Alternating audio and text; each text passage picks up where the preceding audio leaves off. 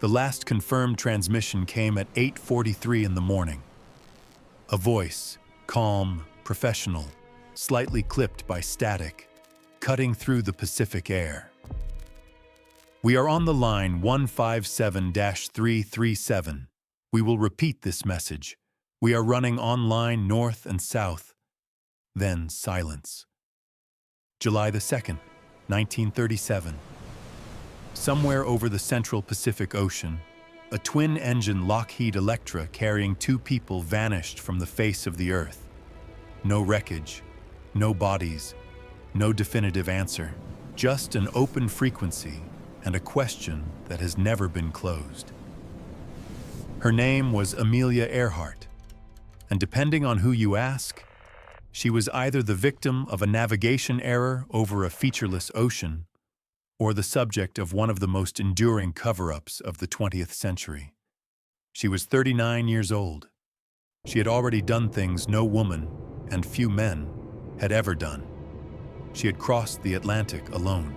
She had broken speed records that men with better equipment and more resources couldn't touch. She had flown higher, faster, and farther than almost anyone alive.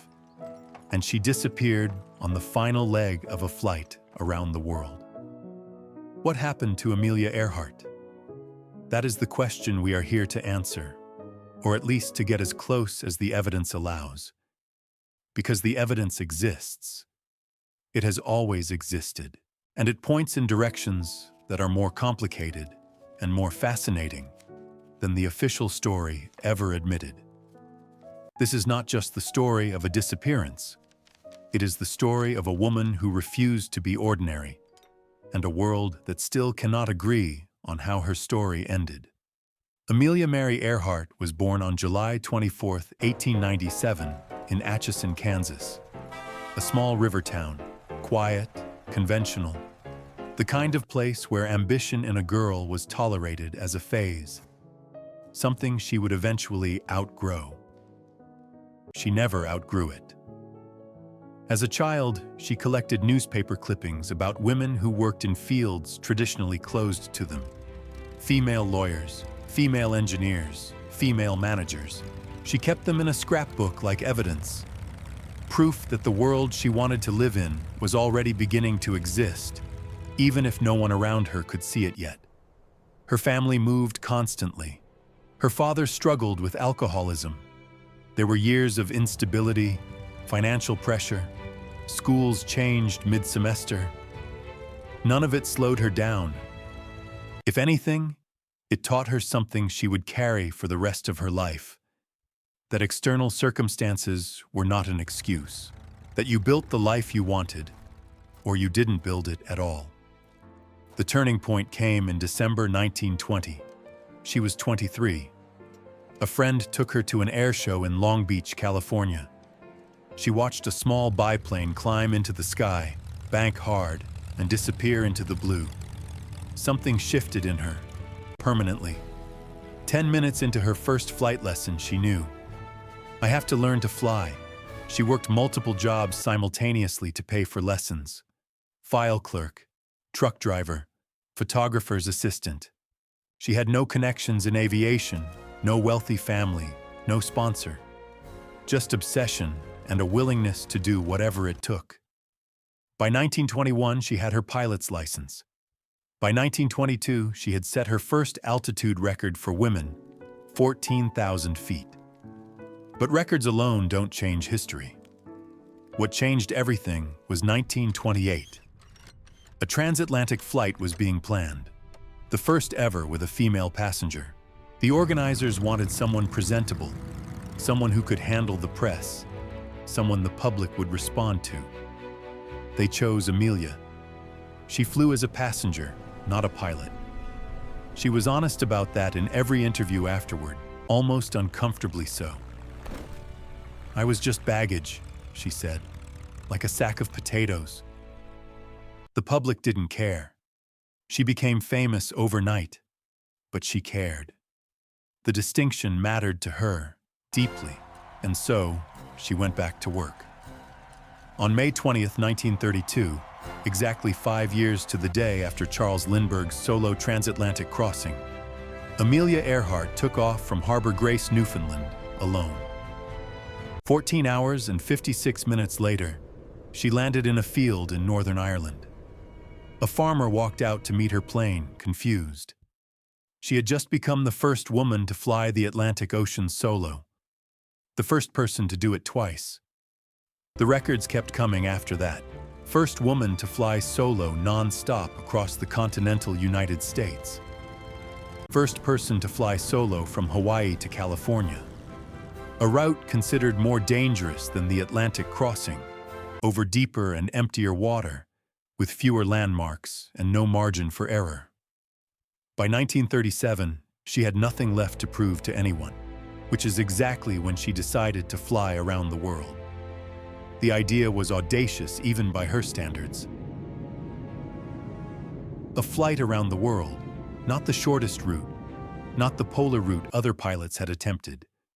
The equatorial route, the longest possible circumnavigation of the Earth, roughly 29,000 miles, cutting directly through some of the most remote and unforgiving airspace on the planet. She would fly a Lockheed Electra 10E, twin engines, state-of-the-art for 1937, modified with extra fuel tanks that pushed its range to approximately 4,000 miles under ideal conditions. Her navigator was Fred Noonan, one of the most experienced aerial navigators alive, a man who had helped establish Pan American Airways' trans-Pacific routes. Together, they were as qualified as any crew attempting anything this ambitious. They departed Miami on June 1, 1937. The route took them east, Puerto Rico, South America, across the Atlantic to Africa, through the Middle East and India, down through Southeast Asia to New Guinea. By late June, they had covered roughly 22,000 miles. Only one leg remained. Howland Island, a sliver of coral and sand in the middle of the Pacific Ocean. Less than 2 miles long, barely visible from the air even in perfect weather. That was their next waypoint. And beyond it, Honolulu, and then home. On the morning of July the 2nd, they took off from Lae, New Guinea.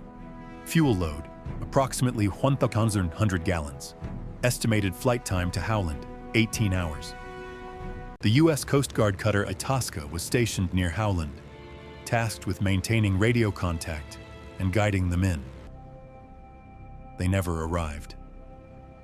The Itasca crew heard Earhart's transmissions, fragmented, increasingly urgent. At 7:42 a.m., she reported that fuel was running low. At 8:43, she gave her final position report. Line 157, 337, running north and south. Then the frequency went quiet. The U.S. Navy launched the largest search operation in its history at that point. 66 aircraft, 9 ships, 250,000 square miles of ocean searched. Nothing was found, not a piece of fuselage, not a life raft, not a single confirmed trace. On January 5, 1939, Amelia Earhart was officially declared dead, but the questions never stopped. Theory 1. They ran out of fuel and went down at sea. This is the official position, and it is the most straightforward. Navigation over open ocean in 1937 was extraordinarily difficult.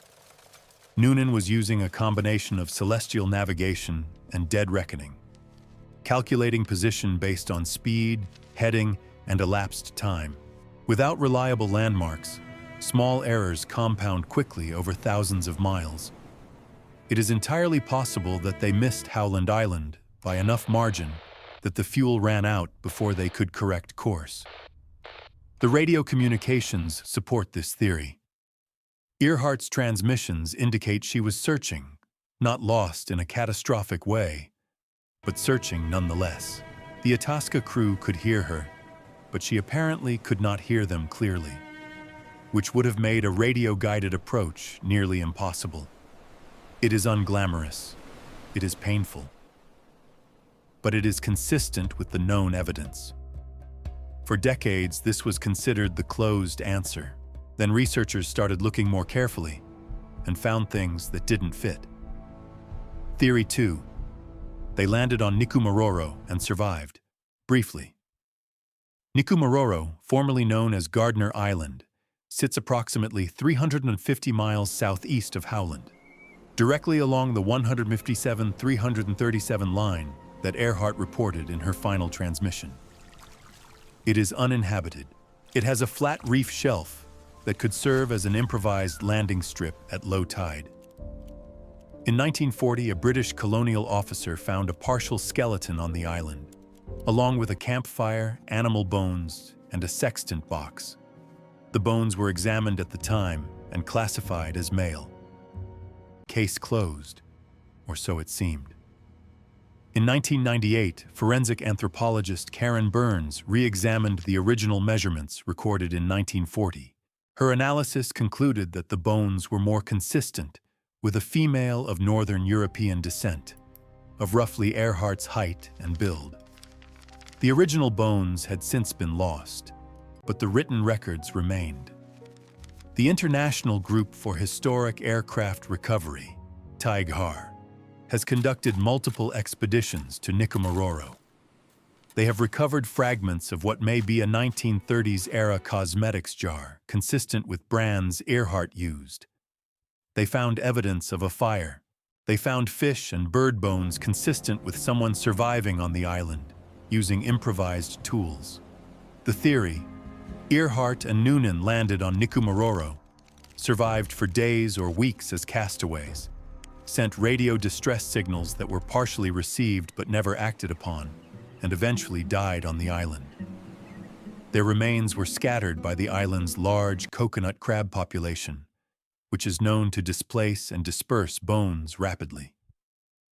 It is unconfirmed, but it is also not dismissed by serious researchers. Theory 3. She was captured by the Japanese. This theory has circulated since the 1940s and periodically resurfaces. The claim, Earhart and Noonan were on a covert intelligence mission, photographing Japanese military installations in the Marshall Islands. They were captured, held as prisoners, and either executed or died in captivity.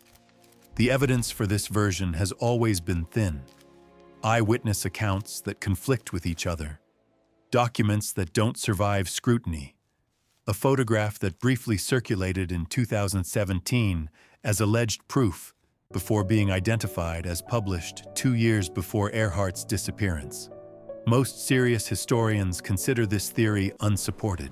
It persists largely because it satisfies a psychological need. The idea that her death meant something beyond navigation error, that she was a spy, a martyr, a sacrifice to larger geopolitical forces. What it lacks is evidence. What remains after nearly 90 years is this: a woman who flew farther and more boldly than almost anyone of her era vanished in the final hours of her greatest attempt. The ocean kept its secret. The island may have kept another, and the truth, whatever it is, has never been formally recovered. Here is what we know for certain. Amelia Earhart changed what was considered possible, not just for women, but for aviation itself. She flew routes that men with more resources had refused to attempt. She did it without drama, without excuses, and without waiting for permission. In an era when a woman's ambition was treated as either charming or dangerous, she treated it as simply normal, as the baseline, as the only reasonable way to exist. That alone would have been enough for a legacy. But she also disappeared.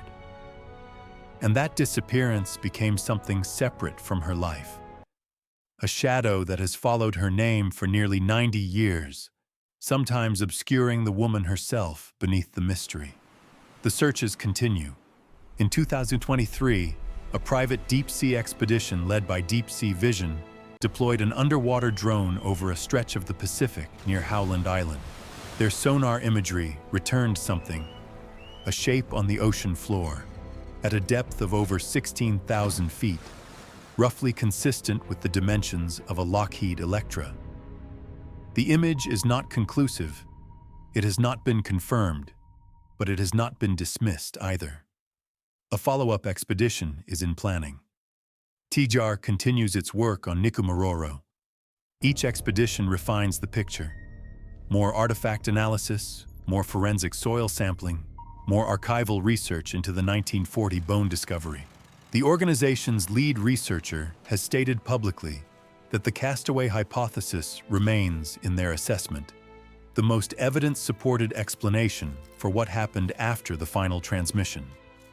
And the ocean floor near Howland remains largely unmapped at depth. The technology to search it comprehensively, autonomous underwater vehicles, high-resolution sonar capable of operating at 16,000 feet, has only existed for a few years. The search that felt impossible in 1937 is now, for the first time, technically feasible. We may have an answer within this decade, or we may not. The Pacific is vast. Time dissolves things. Aluminum corrodes. Bones scatter. The trail that was already cold in 1939 is now nearly a century old. But here is the thing about Amelia Earhart, that the mystery sometimes causes people to forget. She knew the risk. She had always known the risk. On every flight, every record attempt, every crossing over water with no margin for error. She was not reckless. She was precise, methodical, deeply serious about safety. But she had decided long before 1937 that a life lived inside the boundaries of what was considered safe for a woman was not a life she was willing to accept. She said it herself in a letter written to her husband before the final flight, a letter she asked him to open only if she did not return. Please know I am quite aware of the hazards. I want to do it because I want to do it. Women must try to do things as men have tried. When they fail, their failure must be a challenge to others. She did not come home, but the challenge remained. It still does.